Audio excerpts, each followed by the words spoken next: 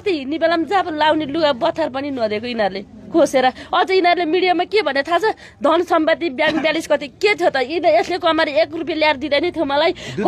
दुध बेचेको पैसा जब 6-7 हजार आउँथ्यो चामलले त्यही पैसाले तेलले त्यही पैसाले मासु खा त्यही पैसाले मैले ब्याङ्क ब्यालेन्स कति तेरो सुन मैले के तिनले भने मलाई त्यो घरमा पढ्दाखेरि एक जोर कपडा पनि एक जोर चप्पल दिएको छैन मैले कति के दिएको छ र मलाई मैले दुखा गरेको बरु मलाई त्यो आधी त्यो मेरो मैले दुखा गरेको आधी दिए पनि मलाई फरक पर्दैन मैले तपाईँ म त्यस्तै सङ्केत लाएर आइरहेको छ तपाईँले के भनेर लागेको छ